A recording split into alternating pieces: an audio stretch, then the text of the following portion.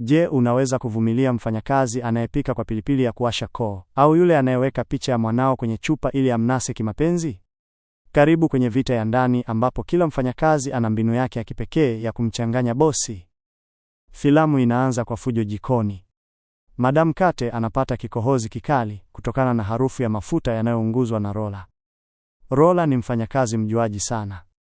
Bosi anamkataza kukaanga mafuta, lakini Rola anadai hiyo ndiyo siri ya bibi yake ili chakula kiwe kitamu. Kauli ya Rola, kama mafuta hayajatoa moshi, basi chakula hakijawa tayari. Hivi ndivyo bibi yangu alivyonifundisha. Madam Kate anachoshwa na dharau za Rola na kumpigia simu wakala wake akitaka mfanyakazi mwingine haraka iwezekanavyo. Rola anaendelea kufanya mambo kinyume na taratibu za mjini. Badala ya kutumia sinki, anaamua kutoa sufuria nje na kuanza kuzisugua kwa kutumia mchanga. Bosi anapomfokea, Rola anajibu kwa lugha yake ya Kioruba, jambo linalomkera zaidi bosi wake. Rola anafutwa kazi mara kwa mara, lakini kwa sababu hakuna mbadala, bado anabaki.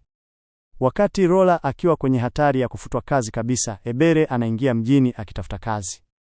Ebere ni mjanja na mwenye tamaa ya pesa.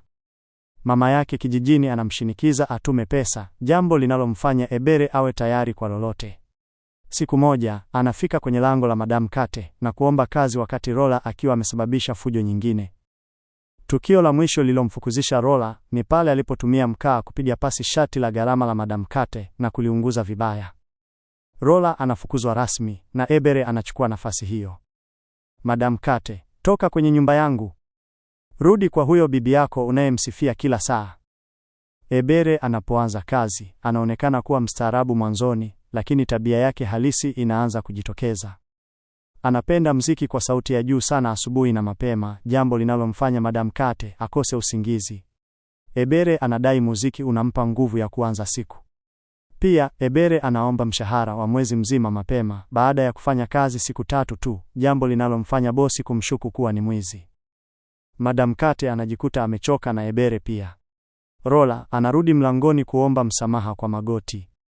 Badala ya kumfukuza mmoja, Madam Kate anaamua kuwaajiri wote wawili ili wakomeshene. Hapa ndipo domestic war inapoanza rasmi. Wanaanza kushindana kupika. Rola anapika supu yenye pilipili nyingi, Ebere anapika supu yenye chumvi nyingi ili kumharibia mwenzake.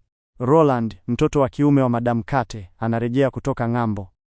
Mara tu anapofika, Rola na Ebere wanabadilisha mbinu. Kila mmoja anaanza kumvizia Roland ili amuoe na ampeleke Amerika. Rola anajipendekeza kwa kupiga magoti anapompa Roland maji. Ebere anajipaka makeup nyingi na kuanza kumvizia Roland chumbani kwake akiwa nusu uchi, jambo linalomfanya Roland apige kelele za msaada. Katika kilele cha kichekesho, kila mfanyakazi anaenda kutafuta mbinu za kishirikina. Wote wawili wanapata wazo la kumfunga Roland kwenye chupa ili awapende. Madam Kate anawafumania wakiwa na chupa zenye picha ya mwanawe.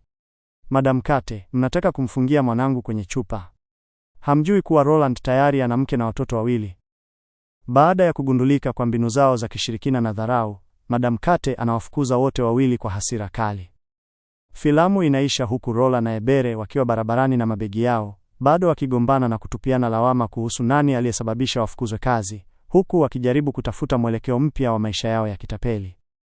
Ujumbe wa filamu msaada. Filamu hii inaonya kuhusu tabia za wafanyakazi wa ndani wasio na uaminifu na matumizi ya njia za mkato kupata mafanikio, yote yakiwa yamewasilishwa kwa njia ya ucheshi mkubwa.